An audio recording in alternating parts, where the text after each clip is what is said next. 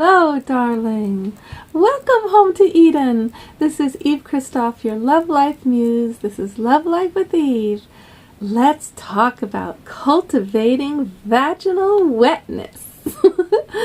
Okay, there was a time in my life where I was subject to the cycles of menstruation. That was many years ago. I went through menopause about 10 years ago, and at that time, the only times I was really slippery and wet was when I was ovulating. And that was also the only time when I'd be like really horny and really turned on and really enjoy sex, annoyingly. And the rest of the time I'd be kind of dry. And it's also true that as I'm a slow bloomer, I'm a late bloomer really in all kinds of ways, but I did not know how to follow my truth about wanting to be a singer and a dancer. I couldn't figure out how to just commit to it. I didn't feel worthy or that I'd be good enough. I thought it was about being good enough.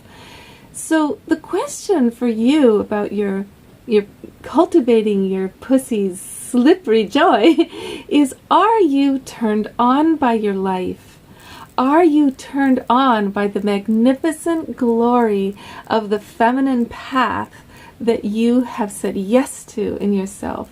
Because the dry pussy is symbolic of the dry mind, of the dry life. And really our pussies are much more connected to our heart and our spirit than we ever like to admit. So, for example, genital discomfort of any kind for women usually comes down to feeling guilty for our pleasure.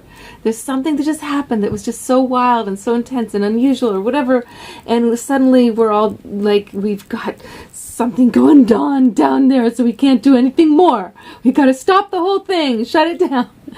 But you want to do the opposite, okay? To cultivate your vaginal wetness.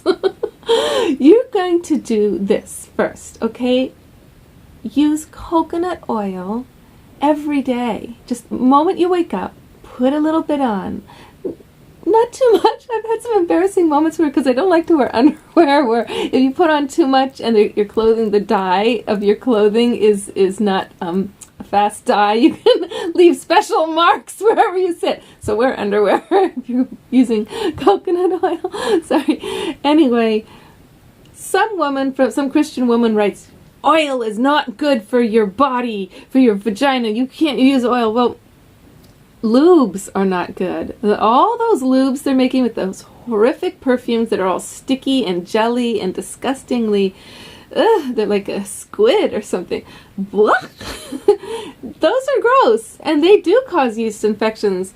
But natural oil, even olive oil, especially the coconut oil, it's got antimicrobials in it, and it actually will take away yeast infections and give you this pleasure, this feeling of like, oh, I'm comfortable, I'm slippery already.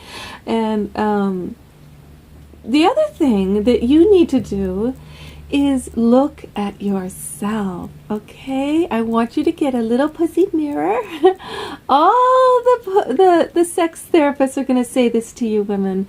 Get a little pussy mirror and pleasure yourself and watch yourself engorge. Watch your color change.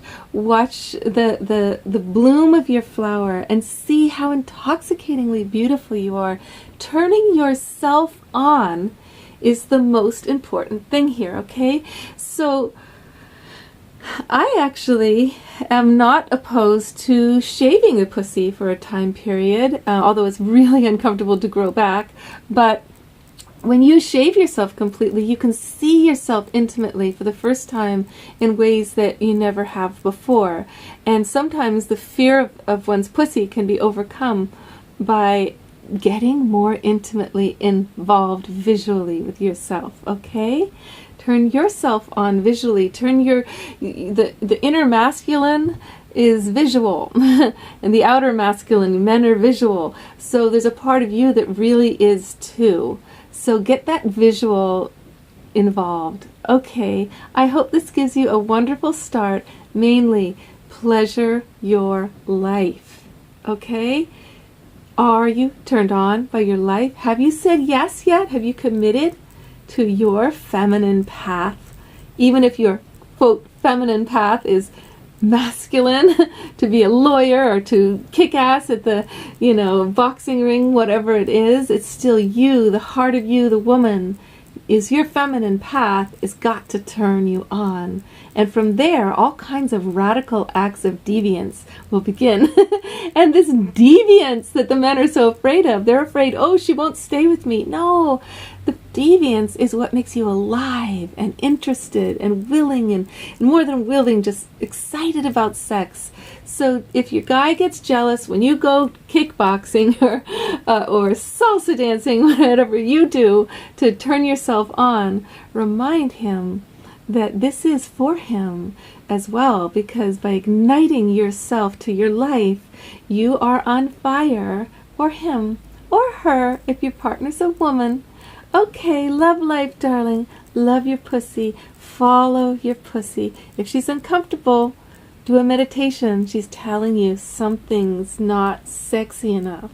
Your life is not hot enough for her. Warm up your life, darling, and just look at your beauty.